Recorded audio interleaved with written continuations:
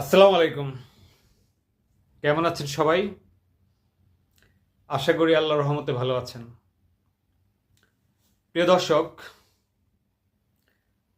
আজকে যে বিষয় নিয়ে আলোচনা করব সেটা একটা অদ্ভুত টপিকস, বহুল আলোচিত একটা টপিকস। যদিও অদ্ভুত আমি বলেছি, তবুও আলোচিত, শুধু আমাদের দেশে না, সারা পৃথিবীতে, যেটার জন্য আমাদের পশ্চিমারা অস্থির হয়ে থাকে, যদিও নিজেদের স্বার্থে। সে টপিকস এবং তার সাথে আরেকটা ছোট্ট শব্দ যোগ করে।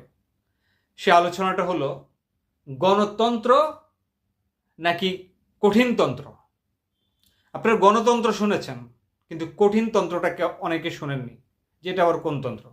আসলে ভাই, আমার মনে পড়ছে এই শব্দটা কঠিনতন্ত্র, অর্থাৎ গণতন্ত্র না কঠিনতন্ত্র। আমাদের দেশে আমাদের রাজনীতিবিদদের মুখ থেকে আপনারা সব সময় একটা কথা শুনবেন, একদম সর্বদা।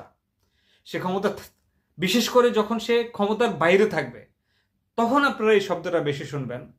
গণতন্ত্র গণতন্ত্র গণতন্ত্র গণতন্ত্র গণতন্ত্র না আসা পর্যন্ত নাকি দেশে কোনো ধরনের শান্তি আসবে না, শুধু অশান্তি বিরাজ করবে। গণতন্ত্রটা ঠিক উনার হাতে তুলে দিলে একদম দেশ স্বর্গে চলে যাবে। তো এই গণতন্ত্রের কথা বলেও তো 16-17 বছর পূর্বের সরকার দেশে ছিল, ক্ষমতা চালাচ্ছে। কই দেশে তো ওইভাবে শান্তি আনতে পারেনি, বা যতটুকু আনছে ততটুকু হয়তো ওইভাবে যথোপযুক্ত ছিল না। তাহলে এই গণতন্ত্র আমাদেরকে আসলে কি দেয় যদি বলি, তাহলে আসলে মূলা দেয়। আমি জানি অনেক করে কথাটা একটু অন্যরকম হয়ে গেল, কিন্তু তারপরও সত্য কথাটা বলতে হবে।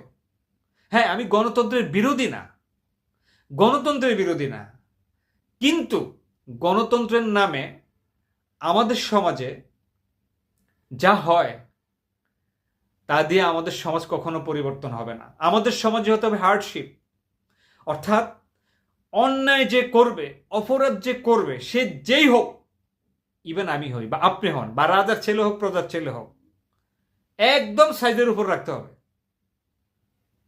একদম হার্ড যে কঠিন নিয়ম, সেটা ফলো করলে তাহলে এই গণতন্ত্রের সুফল পাওয়া যাবে। অপরাধ করবে, দুর্নীতি করবে, অন্যায় করবে, অবিচার করবে, জুলুম করবে, নিপীড়ন করবে, সেই অনুযায়ী কঠিন তন্ত্র চালাইয়া দেবেন, দেখবেন গণতন্ত্র ঠিক হয়ে গেছে। প্রিয় দর্শক,